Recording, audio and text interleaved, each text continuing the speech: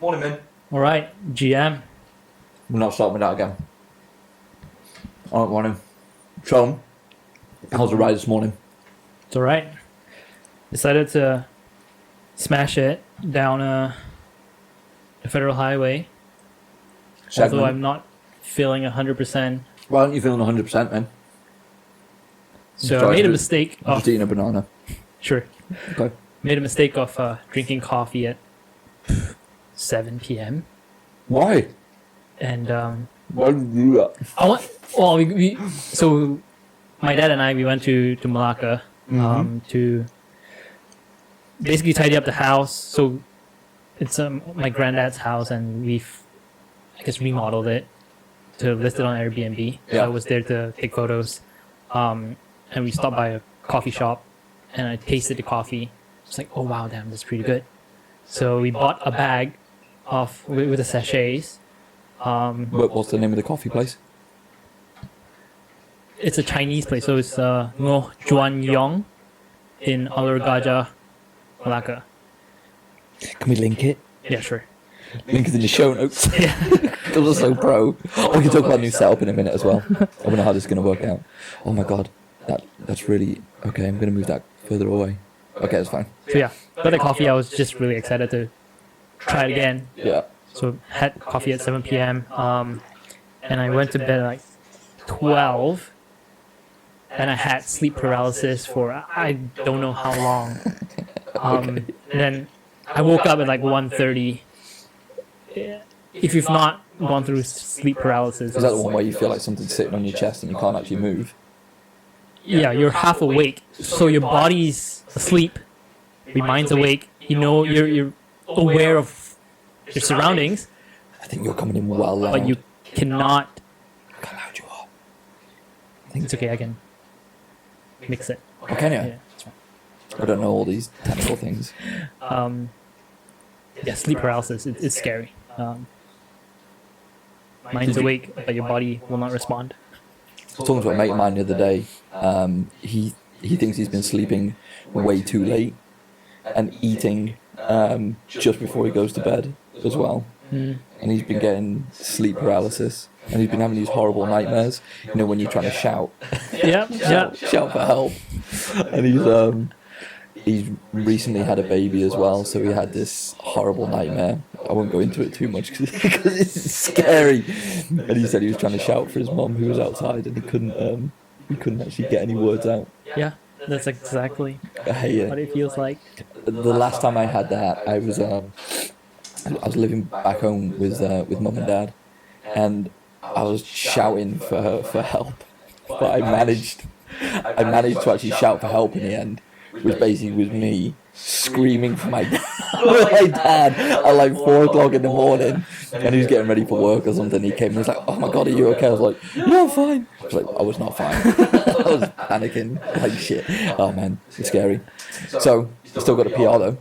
I did. I thought I didn't, but I guess I did. Yeah, still going for the calm. By how many calm King of the Mountain? By how many seconds? 5 seconds, I think. Yeah. What was it? Jeez, Yeah. that's pretty decent. Okay, I didn't get the leaderboard.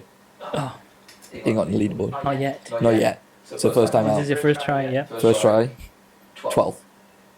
Oh, very close. Yeah. Very, very, very close. How much more to get the 10th place? I should know this. Not Sharpie. I'll just have a quick look. I can. A minute. Let's see this thing. So just while I'm looking for this, you got a bunch of stuff you wanna kind of talk about today. How would you like to? I do. Oh, should we talk about the new setup? Let's. Sure, yeah. Please start. Do we?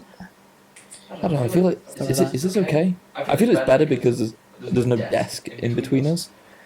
But Yeah. I don't know. Maybe we need to angle the chairs a little bit. I do agree. We need to angle the chair. Should we turn them a little bit more? Okay, you turn yours, and then I'll turn mine to match you. Where is this thing? Yeah, you're scared to move it.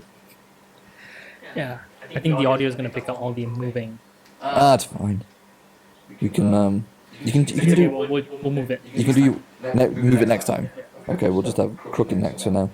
Okay, I did it in 50 minutes and 44 seconds, which basically means I've got to shave off 47 seconds by the looks of things To get to 10th place. to get to 10th place. Easy. Yeah, which is Faredza. Easy? Yeah, actually, I've got to increase my average speed by 0.6 kilometers an hour. Yeah, definitely easy. I'll try again tomorrow. I'll do that. Yeah, so new setup. Yeah. My beautiful chairs arrived from China. Do you know how much these were? You told me. I can't remember. I think 1,500. Yeah, 1,500 ringgit for both of them, which is like, what was that, $400? Yeah, about $400 for 2 chairs. It did take about 7 weeks to get here though, and they arrived in a crate. Yeah. And the guy said, "Oh, just here to drop them off," and he literally just dropped off this big crate in the parking space.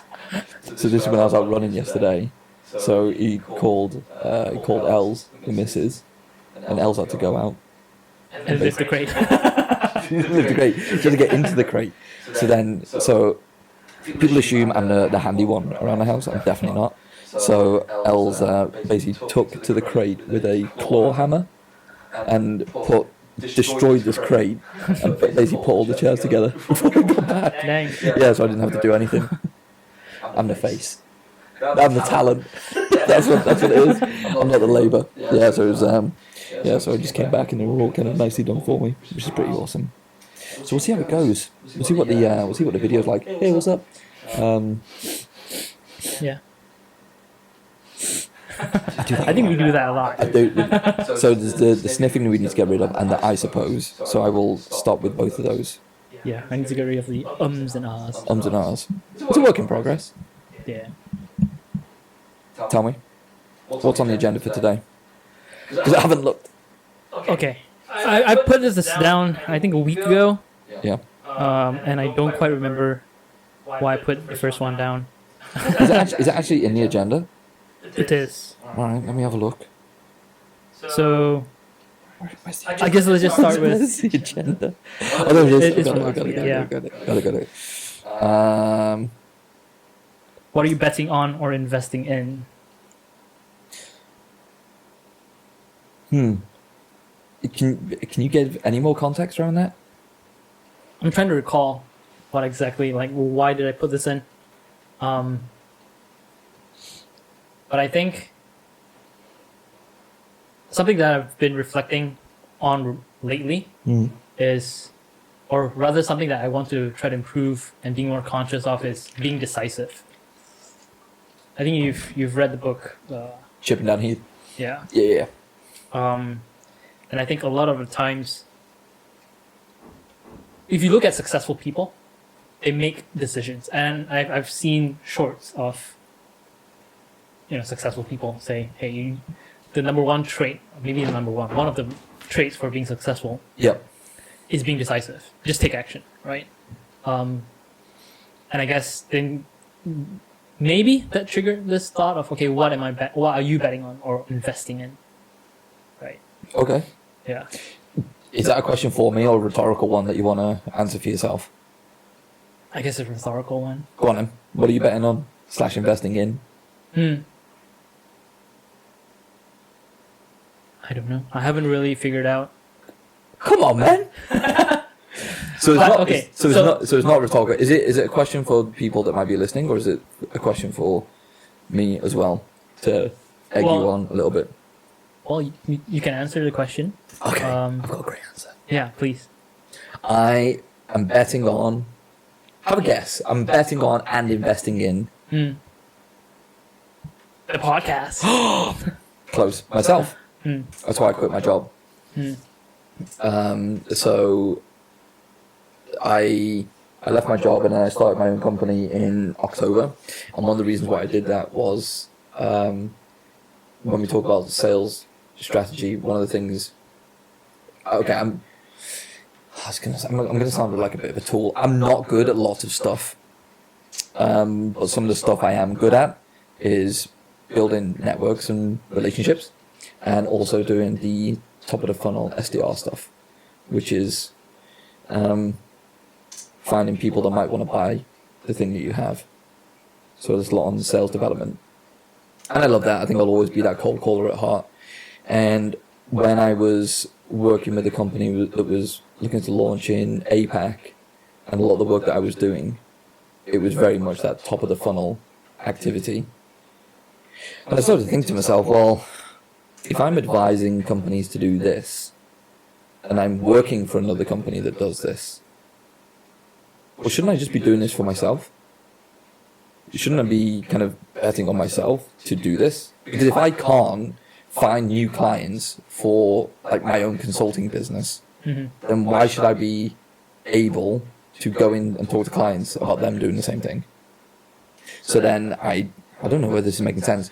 So then I decided that, well, I should back myself and prove that I can actually build a business based on top of the funnel and winning clients.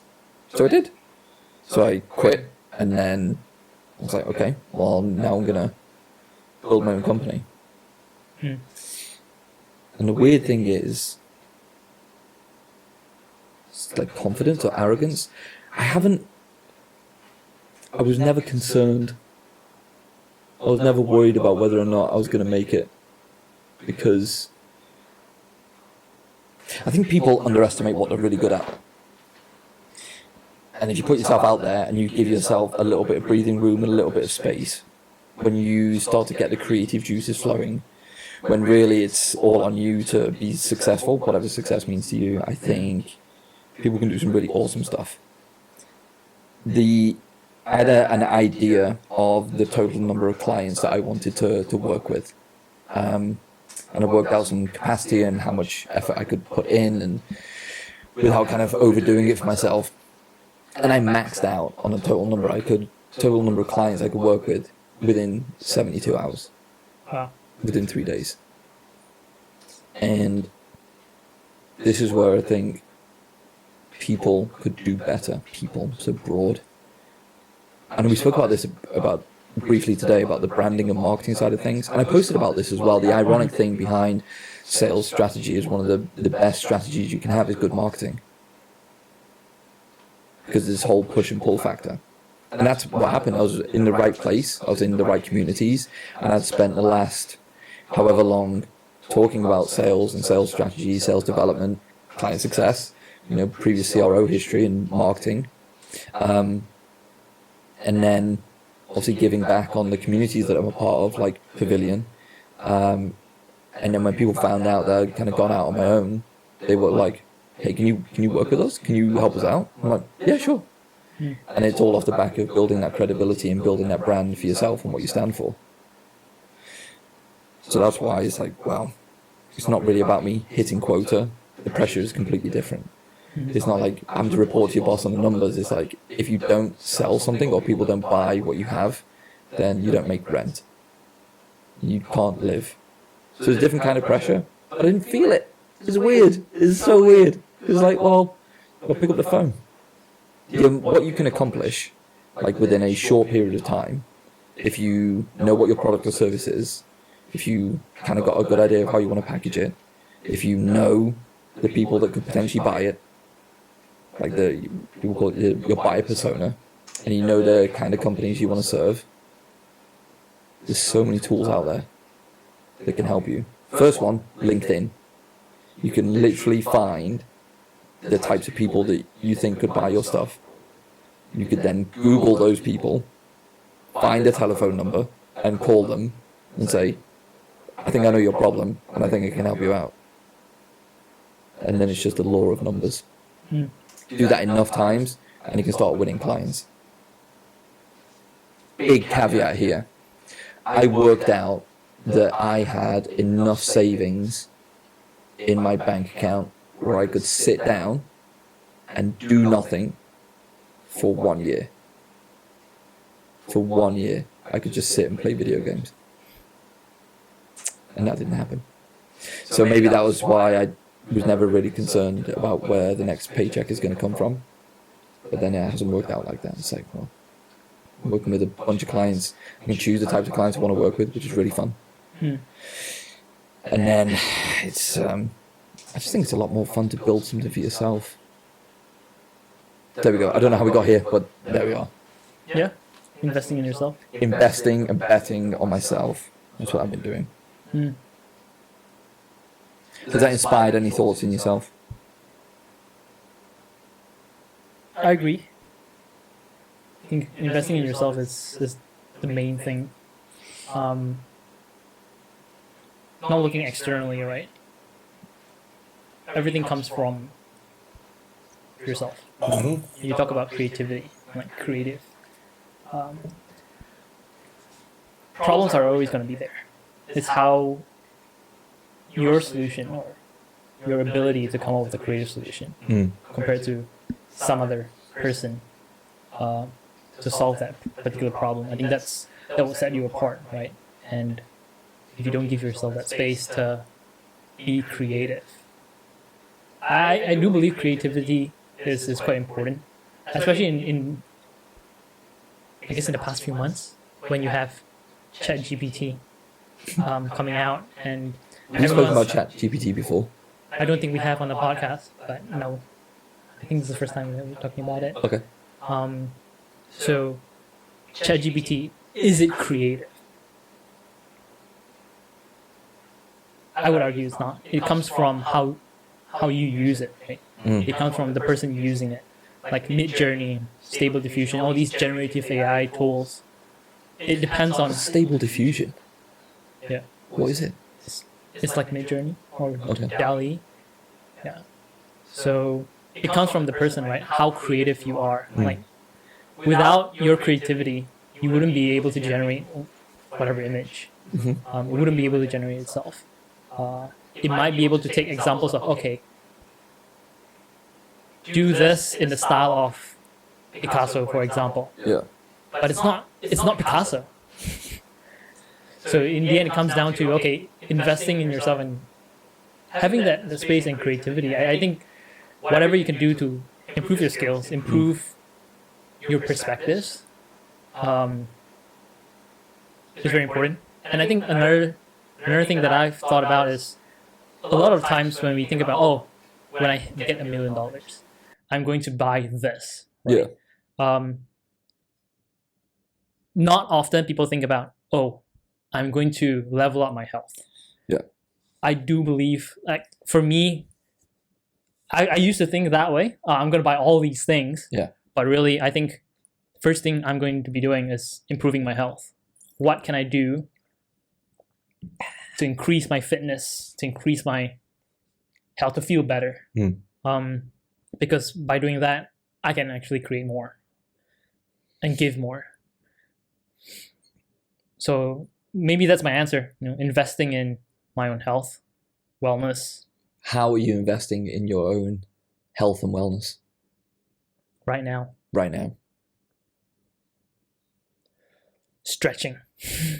I think that's something that I've come to appreciate. It's so hard. It is hard, but if you do it consistently enough, you'll see the benefits. Yes, I agree. I do agree with that. 1,000,000%. Just not allocating the time for it. I brought it back into my life in the morning. Look, check it out. See it? See my roller? Yeah. Yeah. So I set it up here. Well, I did, and then obviously the chairs got delivered yesterday. So, because Dave's coming round on Monday. Okay. Yeah. Did you speak to Dave? No, I have not. Not yet. You know, you should. I'll. You know what? I'm going to give him your number, and I'm going to tell him to reach out to you. Because otherwise, I bet you won't. Because he is a monster. Dave's my physiotherapist, for those that don't know. Because yeah, my hips are not good. Being preventative for running, and it's completely my own fault from not stretching, and now they're all knotted up. Yeah. How often do you stretch? Not often enough. Let's just put it that way. I need to do it daily. Once a quarter. That's what it is. Maybe not once a week, but I do need to do it daily. Like, it doesn't need to be. Dude, I've got a great stretching routine that I can share with you. I'm hoping that's recording. Can you move the trackpad on that? Oh my god, it hasn't stopped, has it? Okay, no, we're still good. Yeah. Yeah, it's like a 15-minute stretching routine. It's this chick that runs you through it, and it's basically a full body stretch. So I've adapted it a little bit for my legs and stuff, but yeah, that's one of those videos I can just put on. I don't have to think about a routine or what stretch I'm going to do next. Just follow that. There's very soothing music as well. It's really good. I'm sure I've shared it before. If not, I'll share it over. Yeah. Please, check it out. I'll put it in the show notes as well. Actually, speaking about sharing stuff, did you start reading the game? I have not yet. I'm still trying to finish The Courage to be Disliked. Almost halfway through. Yeah.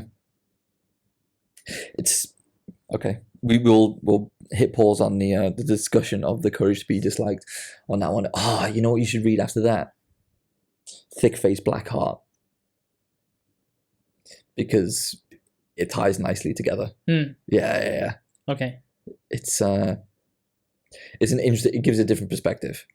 I would never have thought about reading this, and it was a recommendation from a friend of mine who started his own biotech firm and then sold it to a sovereign wealth fund for many lots of monies. Yeah. Okay. So when it came from it, and I've known him for quite a while as well, and he's a really, really nice dude. So it's that contrast between him, how he is, how I've known him for so many years, and then also this book that he's recommended that helped him get to where he is. And it's a bit of a contrast because you wouldn't think that he would operate in such a way. I don't know if I'm going to say this the right way, so forgive me. He is a very nice guy, and what is actually written, you would imagine whoever's read this book would be a complete dick, like how they conduct themselves, and it's just not the case. So it's the power of the strategies that are given in the book and how they are put into practice, and it shows that you can put them into practice without being a complete tool. So, and he got so far now, and he sold that company for 9 figures. So he's done okay. So it's that's why when I was reading it, I read it slowly and intentionally. I made a lot of notes around it, but it's really, really good. It's really good. Highly recommend that one. Okay. Money is not bad. It really isn't. My principle is, if money can solve the problem, throw money at it. Exactly. Why bother? Really, just hurl money at a problem. If money can actually solve it. Okay. Right. Yeah. Okay. So, investing in yourself, investing in your health. Yes. I think that'd be a good question to ask people. I don't know what that question is. Just drawing a blank. But in terms of, what's the best investment you've made? Yeah, what is the best investment you've made? I just think because of, this idea of backing yourself, doing stuff that you don't like just for a paycheck. And we were talking about courage just outside a minute ago in terms of people staying maybe in a job or not going out on their own because of that safety net, and then operating that way because they need that security of cash. It's very easy for me to talk about this, by the way, because I rent a place. I don't have kids. I'm not exactly married. Like, I can go back and get a low-paying job if I need to. So, I don't know, maybe it's just a different way of viewing things. Other people have, responsibilities and liabilities that they need to take care of. But then there's some other people that just get into a routine, and they have so much knowledge and wisdom that can be shared and be paid very well for it. But they are stuck doing 12, 13, 14-hour days, Monday to Friday. And by the time you get to the end of your work day or work week, you're completely burnt out, and all you want to do is switch off or go boozing. How can you help people break the cycle? I suppose you can't. You can tell your story and see if people buy into it or want to learn more. See how they did it. Yeah, if anybody wants to know, ask. Just reach out. You can tell the story. Yeah. I think it's hard for people to choose. So Gary Vee talks about this all the time. Talk about Gary You Vee. Is this a subset podcast of the Gary Vee podcast? I I know we guess. talk about him all the time.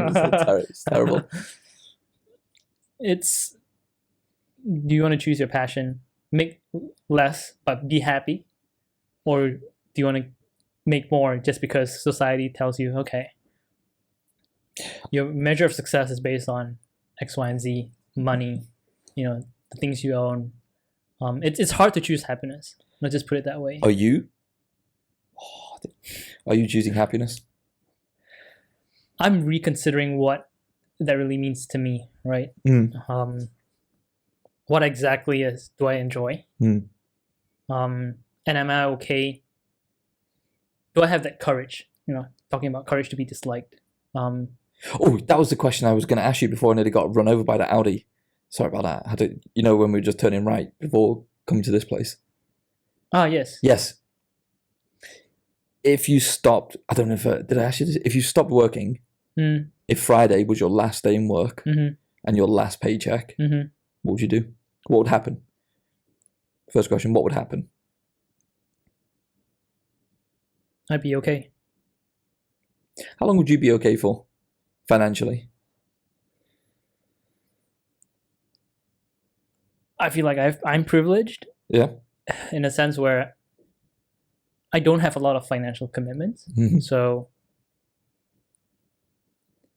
and I don't want to give myself like, I will be okay for until the end of the year.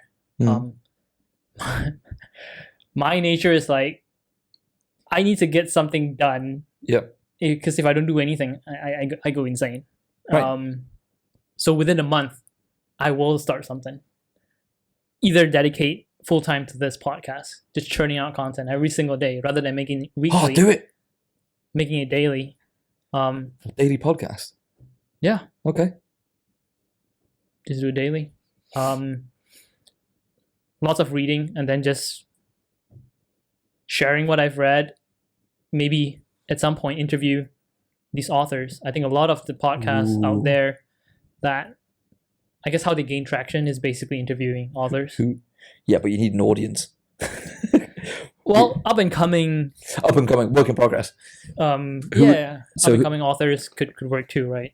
Who would be the first one? Who would be the first author that you want to interview?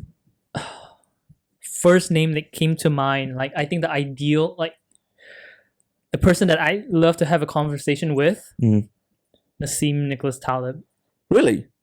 Oh. Yeah. I've read his books, Anti-Fragile, The Black Swan.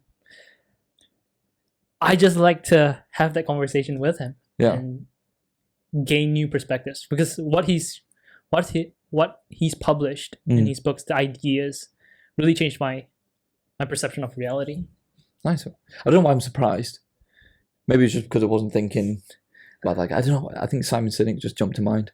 Is that because of the Diary of a CEO thing that you shared with me? Maybe it's still fresh and top of mind. Okay. Yeah. What would be the first question you'd ask him? That's a very good question that I can't remember which podcasts usually ask this. Is what have you changed your mind recently about?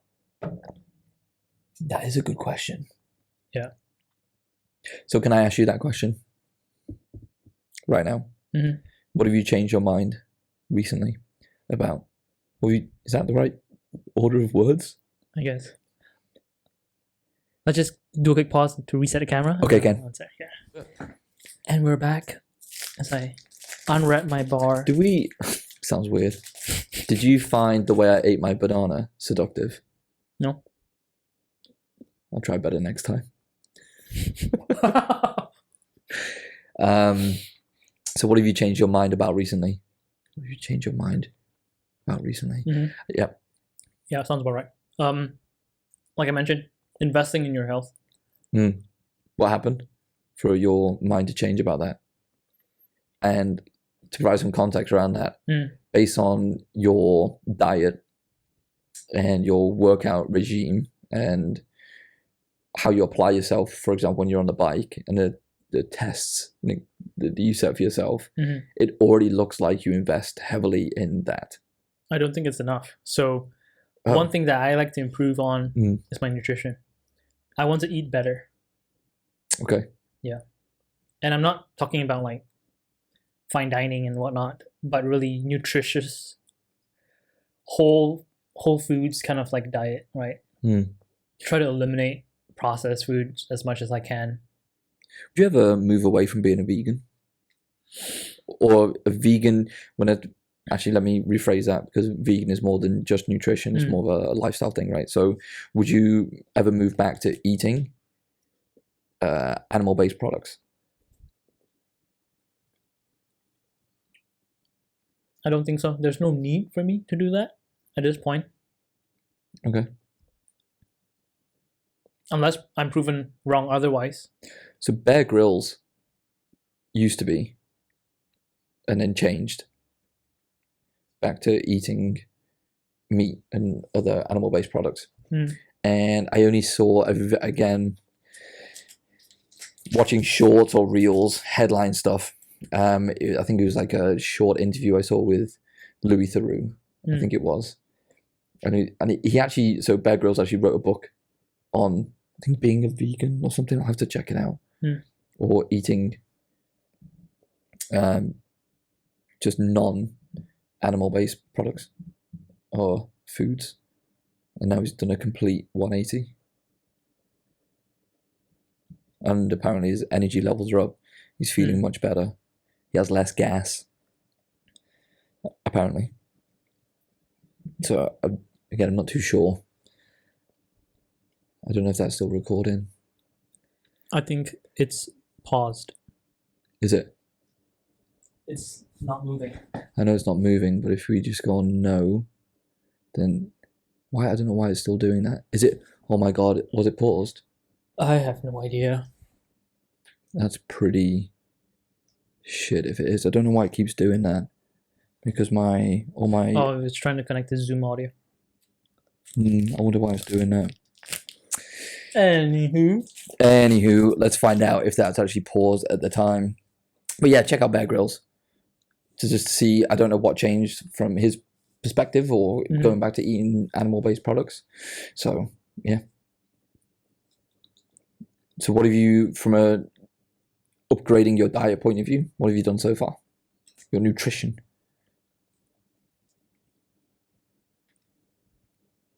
Not much. Let's just put it that way. Yeah. Why were you inspired to change your nutrition? I think number one, it doesn't cost a lot of money.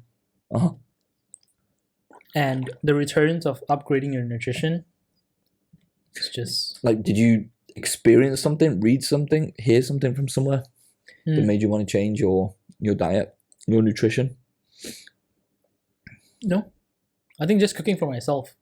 Yeah. And yeah, that changes things. Like taking that within your control, because your body knows what you need best, right?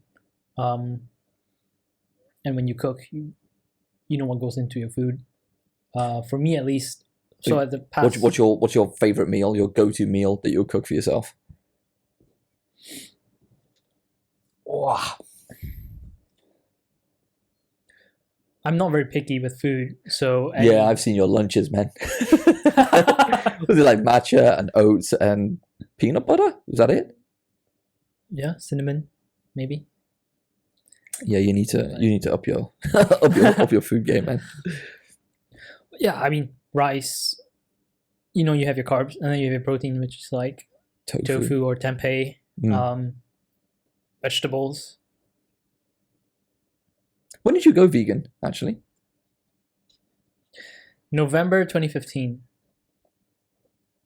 Wow. Very specific. Yeah. Was it just like, I'm just going to try this for a short while and see how it goes? Yeah. Yeah? Again, did something happen? Or were you just like, no, I just want to try this? I watched a documentary about the drought. About or rather... What? About what, sorry? Droughts. Okay. About how we will be having wars over water. Basically, there's not enough water to go around if we continue using water the way it is. Yeah. By 2030, yeah, people will be fighting over water. Didn't Kevin Costner do a movie about this? I don't know. Waterworld. Really? Yeah, years ago. Have you not seen it? No. Yeah, it's the War of Water. Mm. And at the time, it was the most expensive film ever produced. You should watch it. Mm. Basically, everyone lives on the sea. All the ice caps have melted. Right. And there is a fight for fresh water. Mm. There you go. Yeah. Do you remember the name of the documentary? The Last Oasis. The Last Oasis. Yeah. So I was in California at that time, and we were experiencing like the worst drought in 4 years. Yeah. And watching that film, it talks about where are we using our water, right? So number one, obviously, the stupid idea is building golf courses in Las Vegas, Nevada. Like, why would you need a golf course in a desert, right? But that's not the major use of water. I think 60% of water is used for livestock. So when I say livestock, Is it? it means growing the crops to feed the livestock. Right. So water is grown for corn Yeah. to feed all these cattle. And all these cattle will also produce waste, which you need water to, clean, and sometimes it runs off and pollutes clean water. Then your source of clean water depletes. 60%. Yeah. People think almonds are bad. Well, they are bad in terms of like how much water they use. But if you compare that against growing the same amount for beef, beef is way worse, right? So, yeah, I realized, okay, you know what? By every single day, I have 3 times to make a choice. Breakfast, lunch, and dinner. I can make the choice to not contribute to this use of water. Yep. And actually, I guess, I don't know, make a difference, right? Yeah. I might be one person, but if everyone does it, then we're actually moving in the right direction. So, it's more of like a, what do you call that? Principle, I guess. I don't know if that's the right word, but I cannot live with myself knowing that I'm making this choice and this is the consequence. This will be the consequence. We will not have enough fresh water. I don't want to be the cause for that. So yeah, I want to know that I can live with myself making the right choice every single day, three times a day. Yeah. So we started with that. Okay. And I went cold turkey. No pun intended. It was tough at first. Cold tofu. Like, you get hungry all the time. Just based on the number of calories that you get from eating vegetables, it's actually not a lot. Yeah. So you just need to constantly be eating. But yeah, toughest one was actually getting rid of cheese. It's so addictive. Yeah. For some reason, I don't know why. I don't know why I said why. I love cheese. Yeah. Oh, it's the fucking best. Yeah, but it helps because cheese makes me kind of like, so your body has a response. So if you have like phlegm, it's actually your body's response to lactose, that you can't really take lactose. It's trying to attack it. So yeah, that build up. So I'm like, okay, you know what? I guess I'm fine without cheese. Yeah, I experienced health benefits. No high blood pressure. Should you really have a high blood pressure? I actually did have high blood pressure. You had a high blood pressure? At like 21 years old. You must have had a terrible lifestyle. Yeah. Just based on the diet, the American diet, right? Yeah? Yeah. I don't salt my food. The first question that the nurse asked, do you salt your food? I'm like, no. Just eat what's been cooked. And they're like, okay. I mean, now, like, do you salt your food now? No, never. I never salt my food. Oh my God. So you should. Because of how much you sweat. Oh yeah. that. and like how much you need to replenish the salts that are in your body. Because like you look very crusty when you finish the ride. It is gross. Yeah. So how do you get your salts then? Now, Yeah.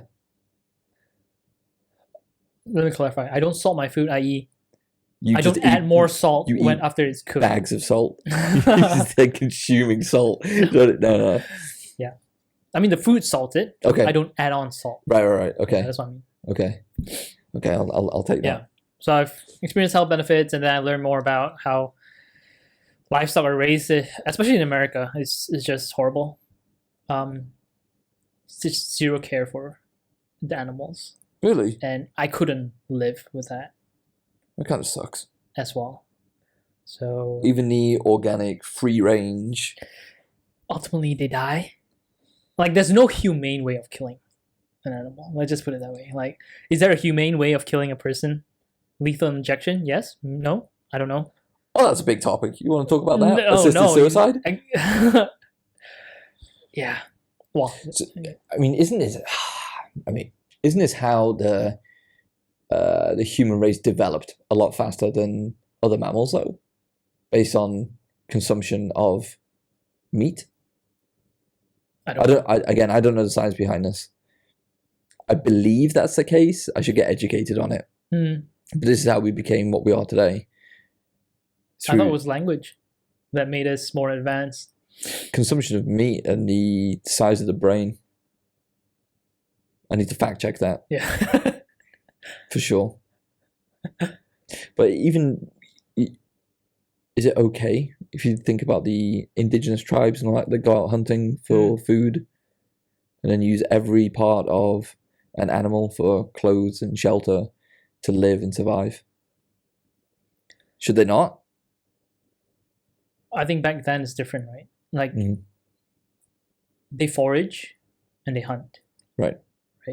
They didn't know how to tend to the soil. Right. They didn't know how to cultivate the land. Right. But now we do. And we know there's an alternative to hunting. Like, no one, well, I say no one, some people still do, go out and hunt. But majority of us don't need to hunt. Right. We just go to the supermarket.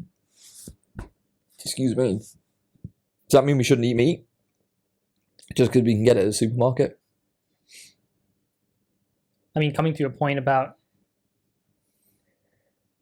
back then, they had no choice. That was their way, right? But for us, now we don't have to hunt.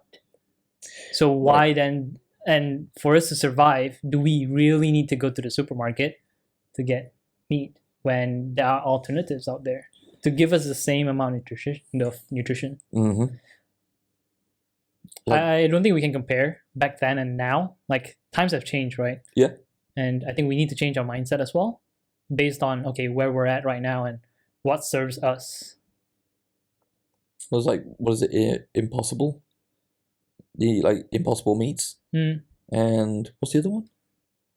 Beyond. Yeah. Beyond then is the Impossible Burger. I mean, if you can get the same nutritional value without the environmental damage, I'll take that. I do like a steak though. Sorry, man. I'm really sorry. Yeah.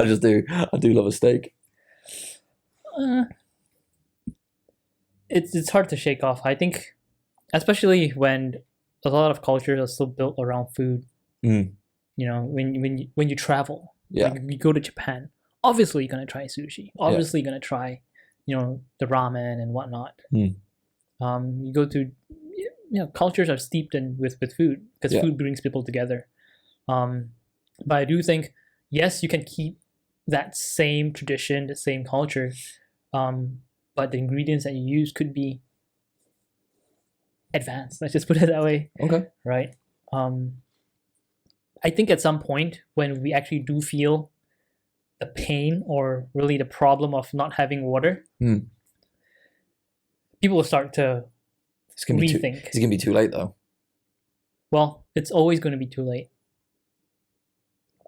Wow, that's really depressing. So coming back to the book, The Courage to be Disliked, Yes. that is not a task for me to tell people this is how your diet should be. Yeah. Like, I'm not one of those like angry vegans that say everyone needs to be vegan. Like, that's not my task, because that's not how I came to become vegan. Right. I learned it on my own. I built my own awareness. Like, okay, this is the choice that I've made because I cannot live with myself knowing that I'm contributing to all these things. Mm-hmm. And I think people need to go through that journey of realization by themselves. All I can do is just tell them about these things, and if they want to find out, they'll do their own work, and that's their task. One more time. What's the name of the documentary? The Last Oasis. The Last Oasis. Can you get it on Netflix? I don't think so. I think it's a pretty old documentary. I'm going to try and find it. Yeah. Wouldn't mind checking it out. Speaking of nutrition changes, I want to stop drinking alcohol. I love beer. I do love a beer. But one thing I've noticed is the cons massively outweigh the pros of going out drinking and being social and having a craft ale. And I kind of decided yesterday, day before, I was just like, it just doesn't serve a purpose anymore. It makes me a bit sad because I love having a beer or a glass of wine or a cocktail. When I was up in Bangkok, there was some really nice cocktails that we had. But I found that, when I came back from Pakistan, and then when I came back from Bangkok as well, and then reflecting back on just like my training, and then have a look at my performance and all that kind of stuff, and thinking about how work is going, and like the ability to problem solve and think on your feet, it's just all negatives. It's all a downside. So I'm in this quandary, I suppose, between having the social pros of going out and sitting with your friends and just having a couple of beers, and then just all the downsides on work, the stuff that I really enjoy doing, which is the work side of things and working with clients, and then actually going out running and riding. And it just has such a negative impact. And actually, because I did the 75 hard, right? Yeah. The 75 hard, which is 75 days with a bunch of different tasks that you do every single day. And one of those was not drinking alcohol. And I felt great. I performed better. I looked great. I was working out twice a day, every day. I was getting great sleep. I was performing well in all areas. And then the weird thing, it's not like a switch. It's like this slow kind of invasion over time. And, it's funny because, talking about atomic habits, it's like, just go out and have one beer. And then because the speed at which I drink as well, just from all the years growing up and playing rugby, and then one of my really good friends as well, he drinks so fast. So you sink a beer and you just like you have a pint in just a few minutes, and then you're on to the next one, then on to the next one. And by the time you come to the end of the evening, even if it's been like just a couple of hours, you're 4 or 5 pints deep, and you just wake up and you're just feeling terrible. So it's like this slowly over time, just like go out, just have one beer, then next day it's like, I feel okay, and then it's like a couple more, then you have a meeting, or it's late night, or you go to an event, and then it's 2 or 3 more, and all of a sudden by the end of the week you've had 4 or 5 days out on the beers, and then it's the same again the next week, and then instead of like 1 or 2, it's 2 or 3, and then the following week, and then the following week, and it's just slowly built over time. And I was just kind of thinking back on it, I was like, I don't think I like this path I'm on right now. But you still like beer. I do. I do. And like I said, it's like I've got a few IPAs in the fridge that I bought the other week before I went away. I'm just like, it just doesn't do anything. And I don't know, maybe concerned of just like, oh, just sound boring. Just a boring person now because I don't want to drink. But it's not really serving me. So I'm just going to stop for a while. When I say stop for a while, at the moment, I'm just not wanting to kind of go back to it. I think I've been beating myself up about it as well. because I'm just disappointed in my performance. Mm. That's why data is good, because you can't argue with data. Right. So when you look at your performance, especially when you're going out and you want to, so you look at Strava performance today on the bike, and look at my performance when I came out doing the ultra in Betong, and like the difference now in performance, it's dropped massively. And I could have been on the leaderboard today. Very, very simple. Because you know, you gotta have a few beers and you wake up and you're a bit frosty. And then the run that you do, instead of 12k, you do 10k, and instead of a 5:30 pace, you do a 5:40 pace, and that builds over time in a negative way, and you're just not getting any better. And it's like, fuck.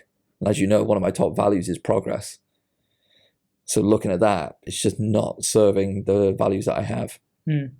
But I still like having a beer, and that is the problem. So what am I going to do? Change my environment a bit, change the meetings that I have, and think about the replacement. So as soon as I sit down, if I go out to a social event, soda and lime. I'm going to say soda water with lime is the first thing I'm going to order. Yep. And just go from there. Otherwise, it would just be like, well, I'll just have a half. I'll just have one. And I know, it just does, because I think when it comes to this kind of stuff, I've got shit willpower. Because I do love it. I think just going out and having a good time, being social, and coming from the UK, it just revolves around drinking as well. Yeah. And obviously being in Malaysia for now 13 years, and then going back just kind of once a year, you see how much of a drinking culture the UK is. It's so big. It's so massive. And they've got great beers over there as well, which is always a good thing. So that has been my change from a nutritional point of view. And for me, it's quite a big change, and I'm hoping, and I'm going to work towards keeping on track for that. No alcohol, sobriety. So we'll see how it goes. Okay, we'll check in next week and see. Have you managed to maintain it for 3 days? I think that's I think subconsciously that's why I wanted to bring it up on. Could you just give that a nudge? Yeah. I think subconsciously that's why I wanted to bring it up, to hold myself accountable. Yeah. Okay, that's good. So now I'm putting it out there into the big wide world. I'm sure I'll fall off the wagon at some point, but I'll talk about that too. Yeah, we'll pick you back up. Thanks. I'm gonna need it. I'll replace it with a sports drink, BCAAs. But we'll see. I'm kind of setting myself up for better performance, because I don't know if I mentioned it. So I actually signed up for the 110. Signed up for it. It's the end of July, so I need to be in peak condition for that. Okay. And that's gonna be another thing. So I'm gonna need to lose a bit more weight, which means losing a bit more muscle mass, which means that's gonna make me a bit sad as well. But I've got an idea for that, which is basically I'm going to run the ultra in July. Then I've got an ultra with my brother in August, just before his birthday. And then after that, I'm going to rethink about my training. I'm probably going to go ham in the gym as well. I reset up my gym outside on the balcony, tidied up everything, ready. Oh yeah, it's going to be good. It's going to put on mass. Then I can do these sprints on the bike. I'll work on the legs. Yes, that'll be good. Gonna quickly reset the camera. Oh, already? Yeah. Okay, reset it. Okay. That was one thing I wanted to kind of talk about today. Yes. That was all. Oh, that was all? Yeah, yeah. I thought there was one more. Oh, mate, there's about 10 more things to kind of chat about, but I wanted to kind of pick up on your agenda. Okay, let's see. Just while you're looking at that, if anyone's got any tips or tricks about changing the environment, or suggestions about what else you can do with your friends besides drinking, let me know. I'd be keen for that. Just looking at it. Okay. What was the other thing? The next topic. So this was inspired from my conversation with Mr. George Kazi. Ooh.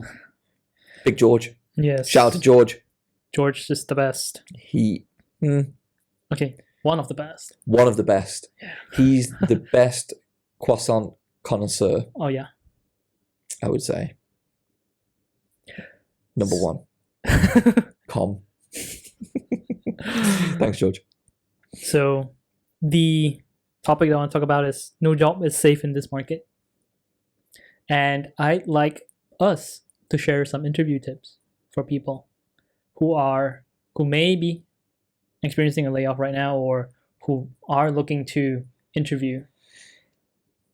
Okay. I know we've slightly touched on this when you talk about how unprepared some people are. Oh, I yes. think we talked about in episode 3, I believe. Mm-hmm. So maybe you could share some tips for people when they're interviewing. Ah, my scabby toes. See that? Oh man, See this one. This one isn't even a toe anymore. This is a bruise, and I actually pulled this entire toenail off after it died. They had to pull the whole thing off, so it's kind of growing back slowly. Do you want to touch it? No. Why not? My feet are so manky. Maybe I'm just deflecting. Interview techniques, tips and tricks. I think about it in terms of sales as well. Know your customer. And your customer is the person that you're going to be interviewing with. Mm-hmm. There's going to have to be a strong caveat on this. Never really had to interview for a job. So when I first came over to Malaysia, the salary was so low that the thought process when I came in from those that were interviewing me is throw enough shit and some of it will stick. So the interview process was pretty limited. Get people over, get them cold calling. If they don't work out, put them on a plane, send them home. So there's zero risk. I say zero risk. The risk for them when hiring was to the tune of, I'd say $3,000 per person, because you paid for your own flight over to Malaysia, which was reimbursed after you passed probation. Your salary was like 3,500 or 4,000 ringgit, which was equivalent to about $1,000, and your probation period was 3 months. And if it doesn't work out, see you later. So that meant that $3,000 investment, sometime doing some interviews virtually over the phone, because not everyone came to Malaysia to interview, and then just see who worked out. And those that didn't, see you later. And those that did, they did okay. So there wasn't a strong interview process for that. And then when I came over to Superhands as well, I'd known Mark for, at that point, so 6 years, so about 7 years. And then I'd got a bit of a reputation from being in my previous role, which basically meant that he knew people that knew me and knew that I was okay at sales. And I was terrible at it, and I got fired a couple of times, as we know. And I was really shit at it, and then I got quite good at it. So Mark asked me to join him. So there wasn't really an interview process. He was like, can you help out with this? And I was like, I've never done this before, but I can try. And he said yes. I was like, okay, cool. And then I suppose the interview, when I went over to the past company, the consulting, that was like a proper interview process. And that's the first one I've really done since I started working. So obviously I had my own brokerage back in the UK when I was 20 something years old. And I think what I can see, I think one of the reasons why I can talk about this, although that's caveated from my experience being in interviews, on the flip side, I've had to interview quite a lot of people for different roles, whether that's sales, marketing, client success, business operations. I've interviewed for executives and middle managers, then also individual contributors as well. So it's going to come from that point of view. So these things that I can think about that will help regardless of level. Like I mentioned, number one, know your audience. Yep. Who's going to be interviewing you?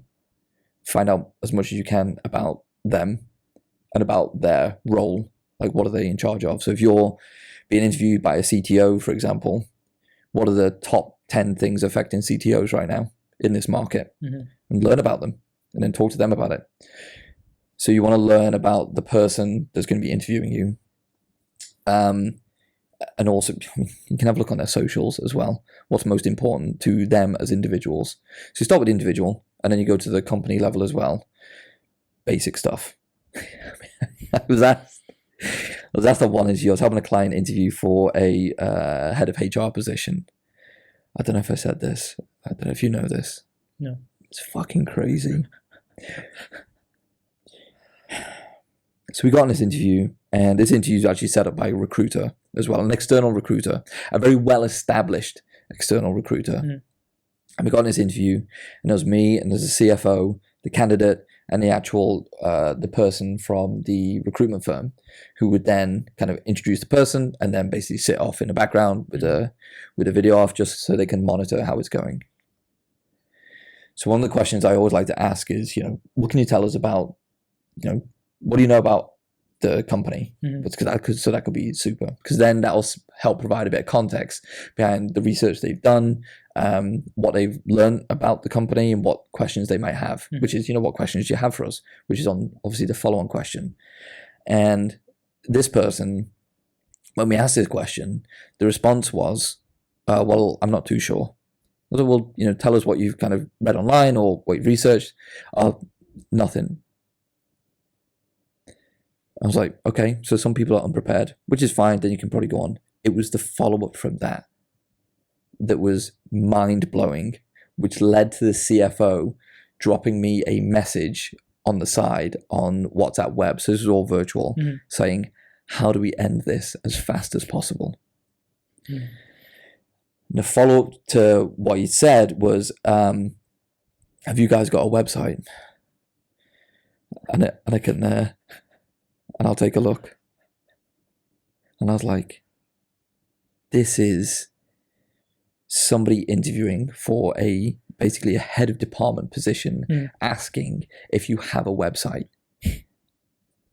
I mean, if you introduce to people, just lie to me. Like, if you're on a call and you're like, oh, this is the name of the company, you could literally go onto Google whilst you're interviewing, because it's all virtual, and then find the fucking website.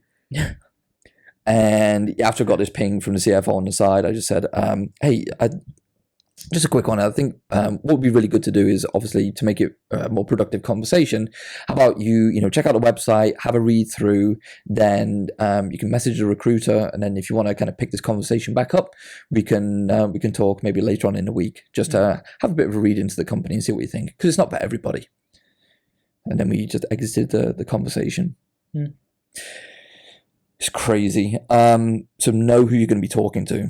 It works on two fronts. It helps you feel more comfortable with the person you're talking to, and it helps you prepare a bunch of questions for that person. And you can ask them about the content they put out there. We spoke about this. Everyone's a media brand themselves. They're either posting on Instagram, TikTok, LinkedIn, YouTube, wherever it is. Some people have got posts somewhere, Substack, GitHub, I don't know. Mm-hmm. But it's out there, and you can ask them about the work that they've done that's relevant to the company, because people love to talk about themselves as well, right? I do. I love it. It's the best. And then you find out about the company, vision, mission, values, where they've come from, where they're going to. If it's a larger organization, you can have a look at annual statements, like statements from like GMs or CEOs, group CEOs, and have a look at financial performance depending on the role that you're going for, product roadmap, whatever it might be. Mm-hmm. And then you can go to the next level up, which is the economics, in terms of the industry that they're actually in, how the industry is performing, where it's going, what's happening, trends, and bring an opinion. So you can start, I would start like that. Mm-hmm. Person, company, industry. Bring an opinion, bring some value, load yourself with questions, understand. I mean, this is all assuming that you know your craft, whatever you're interviewing for, whether that's sales, marketing, client success, whether it's being a software developer or whatever it is. I mean, you can bring some stuff around requirements for the role, understanding. The great question is, how are other people in a similar job to me in the company being successful? Mm-hmm. How do they do really well? And on the flip side, what's going to stop me getting fired? And then for those that haven't worked out, why didn't it work out? What are the red flags for you? What are you really looking for? these are all questions you can ask, and it's very, very simple. Very simple. There you go. I kind of went off on one there. Yeah, those are really good tips. What about you? Yeah, so for me, I've been interviewing a few people to fill a role. How's it going? Super. Hit and miss, I would say, just based on. So number one thing I look out for is the questions that they ask. So the reason why I look out for that is it shows how much ownership you'd like to take over the particular problem or the particular role. If you don't ask questions, meaning you're just gonna take what's been given to you and then what? You're just gonna run with it? Like, you're not taking ownership, right? You're not having you're not understanding what the role really needs. I think it shows how much you actually care as well. I really do. I think that if you're asking questions, it means that you actually give a shit about the thing that you're doing, right? As well, to make sure you're on course. Yeah, and it's the type of questions too, not just how's the weather over there, right? Okay, all right. A lot of the times, people hire a particular position to solve a particular problem, a particular problem that they don't want to solve, right? And that's why they're hiring. So you should be asking, what is the number one thing I should be solving for this role, right? How are you solving that right now? What has worked? What hasn't worked? Why? And what do you expect? When you hire this person, what are they expected to do? These are just basic questions. Yeah. In my role as client success, I'm always like managing expectations with our clients and understanding what do they need from our service. How do we grow together? It's all about managing expectations. If you don't have clear understanding of what the problem is, what the expectations are, how can you sell yourself? Or in this case, right, say that, hey, okay, this is what I can offer, right? Without that clarity of the problem and the expectations, whatever you say out of your mouth, it's just going to be like, oh, okay. But do you know what we're hiring for? Yeah. So yeah, that's the number one thing that I look for. Ownership, right? And coming back to, I've not said anything about like the quiet quitting trend. Let's just put it that way. But I think it just shows people just don't want to take ownership. Have you got an opinion on quiet quitting? I do. Somewhat. Okay. I understand where people are coming from, being asked to work more, and they feel burnt out, and they're like, you know what? Why am I doing so much when I can just do the bare minimum, right? Just not get fired, right?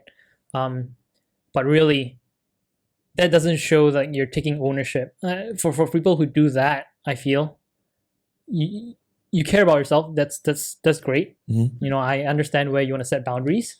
But you're not,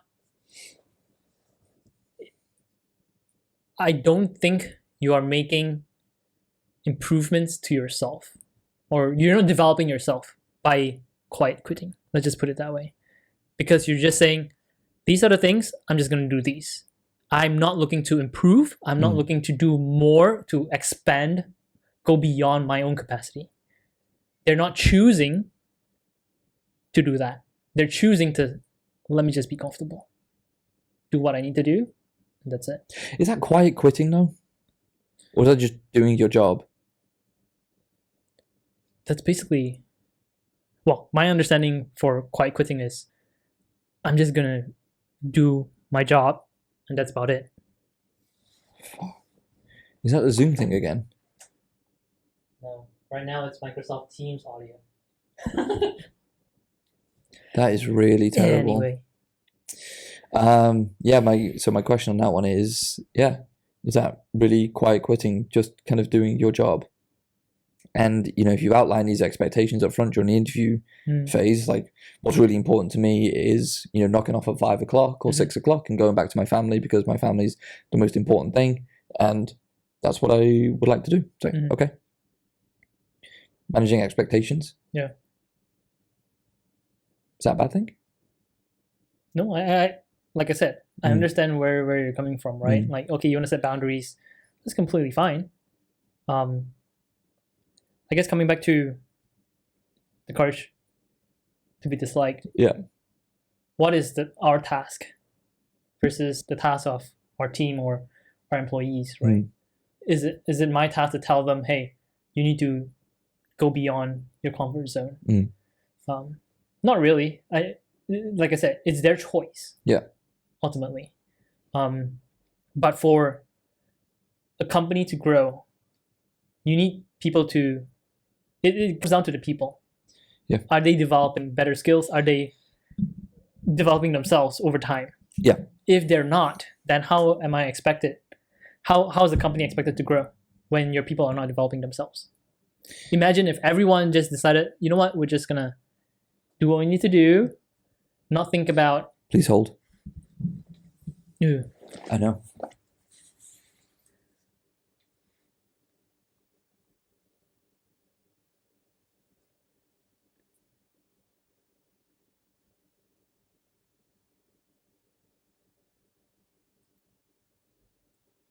Very quiet. All right, testing. Yeah, I'm hoping this is going to be a lot better.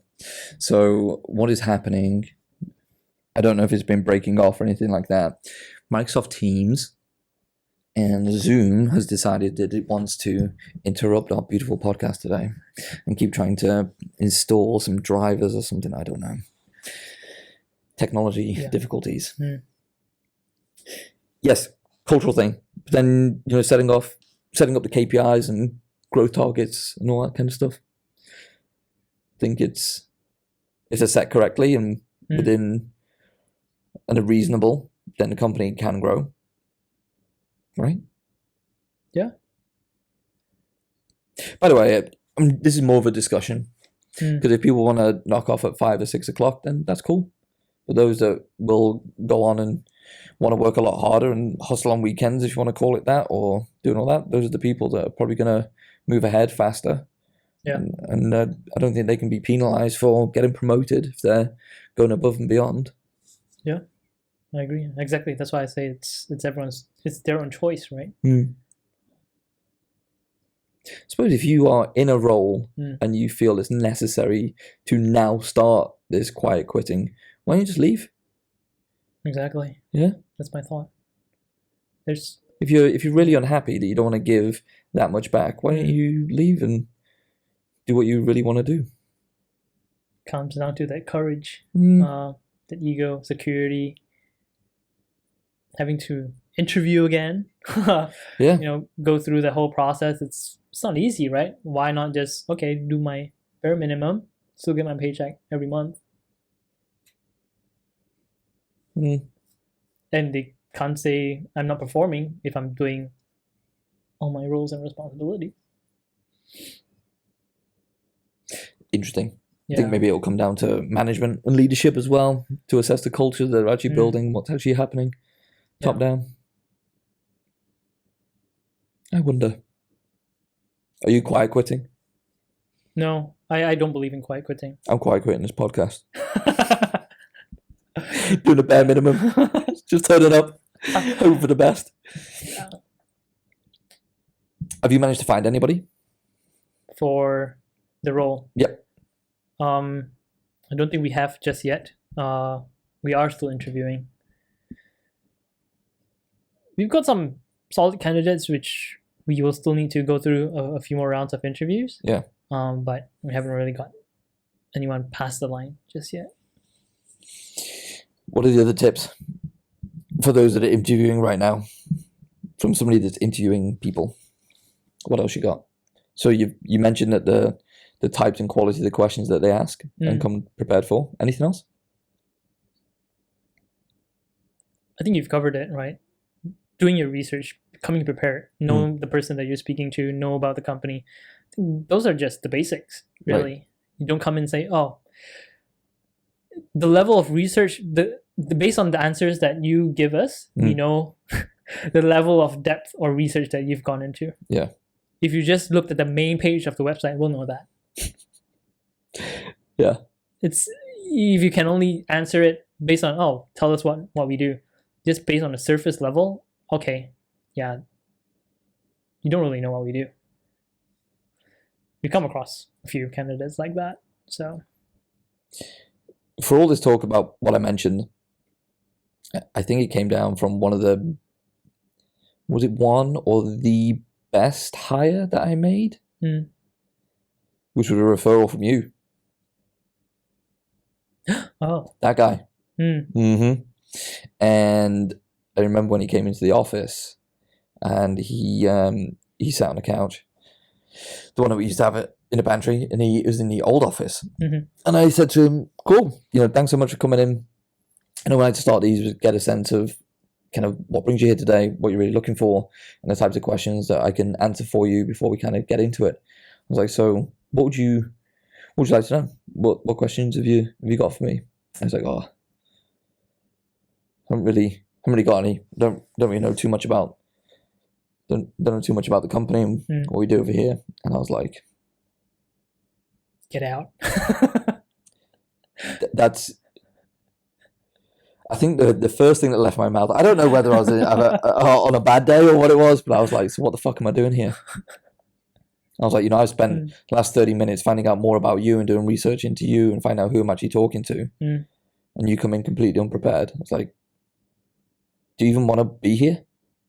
And he looked a bit shocked, I think, because like, okay, it wasn't what he expected. And I was like, and I said the same to him as I did with this other guy who, after we had a website, I was like, why don't you go away and think about it, do some research. And if you're really interested in kind of taking this further, give me a call back. And the difference between the guy that we're talking about now and the previous guy, I think I was getting on the LRT when I took the call. Can't remember where I was going. And he called me back and he started with an apology. And he was basically, wasn't too sure about what he was supposed to do for the interview. He thought it was a bit more of an informal conversation. All that. I was like, okay, that's cool. That's understandable. Thanks for calling back. And then he went on to do a competitor analysis and all the people that were up against, like the cloud factories and all that kind of stuff. And then he went on to talk about where he sees his opportunities, what he sees the kind of trends in the industry, what he knew about the company, where we've been, myself. And I was like, holy shit. And it was and then after that, I was like, I was kind of blown away by the level of research he'd done in such a short period of time. And then wanted to kind of bring him on board. And now I'm actually working closely with him on a lot of my consulting jobs as well. Now it's just, it's from 3-4 years ago, and he does a really awesome job because he works for. It's weird. He works for himself in the sense that he wants to get better at what he does by delivering great work to clients. And that's why he'll go and do well, because that's what he wants to do. He wants to get better himself. And when he wants to get better himself, that means that everyone around him benefits. Bottom up, top down, companies benefit, his peers benefit, leadership benefits. He benefits from getting compensated really well. And that's why I really like working with him and just bringing him on board, because it's just awesome. And I really want to work with people like that. People like yourself, because you're just like, got this problem and we work together on solving it. Just having that confidence in people that can just figure stuff out. It's so awesome. That's why I really enjoyed working with you as well. Don't want to blow smoke, but yeah, cool. Just had a good team. It did. So yeah, not everyone's going to be prepared. And that's why giving people the benefit of the doubt, because they might not have the same expectations. They might have been for other interviews and they've just had really shitty interviews with other potential employers. So it's just like, hey, this is not how we do things here. Like, this is what I would normally expect coming in. What questions you got, doing a lot of research, and then saying, if you really want to like have a conversation and learn more about working here, go away and have a think about it, and then give me a call back. I think that's for the interviewers. That's right, interviewers to think about. Some people just have misaligned expectations. Right. So leaving that door open, because those that will come back and are brave enough and have that courage to come back and be like, hey, I fucked up and I want another shot at this and this is all the work I've done to prepare for this. Those are the people that you're going to want on your team, because they're the ones that are like, all right, I'm going to face this. I've done the work. I've realigned expectations, and I'm coming back again. It's that coachability. Yep. Sometimes it can be hard as well, especially if you're interviewing for junior positions, because, you know, I'd look like quite an aggressive fellow, shall we say? So it's cool. I respect people that can do that. Mm. Went off on one again. Sorry. Yes. Hello. Hi. Yeah. I don't know how long we've been talking. How long have we been chatting for now? No, I can't remember. Was there any? I think it's about. I reckon it's about an hour, something like that. What are the? Ooh, how do you want to finish today?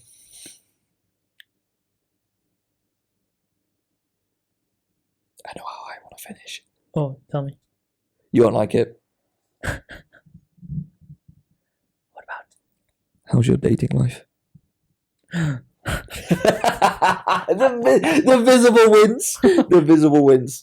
Okay, let me make it easier. How many classes have you signed up for on ClassPass? Oh shit, I have not Exactly. done that. I am your accountability buddy right now. Yeah. Anyway, yes, I have not done that. This is one of your top 3 priorities for this year. It is. So the thing is, I know I shit on like all these apps. I got another match, and surprisingly, this person is a vegan. And is it yourself? Yeah, I created. Just might as well date myself. Just have a conversation. I'm the with best yourself. date. This guy's got really good chat. It's like, wow, the questions are amazing. Okay. Yeah. Yeah. Funny. And she runs ultras too. Ooh. Yeah. And I don't know if I'm at liberty to say this, but she's doing a race, and it's a multi-day race across Malaysia. And I'm like, what's the strategy going in? She's like, no strategy. One foot in front of the other. I'm like, dang. Damn, okay. it's like already sorting out wedding venues. It's like, okay. Yeah. So we've not gone on a date yet. Why not? I need to set it up, essentially. So yeah. What's stopping you from setting up?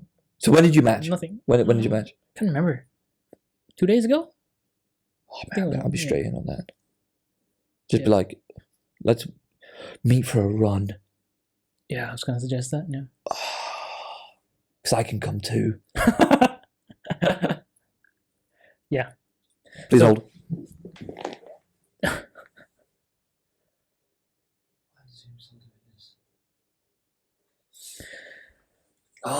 Breaking it up. Sorry. Yes. Yep. So Meet for a run. There's that. Yeah. This is so good. Is it in the same kind of age range? A bit different? Yeah. Yeah. This is so good. I'm so happy.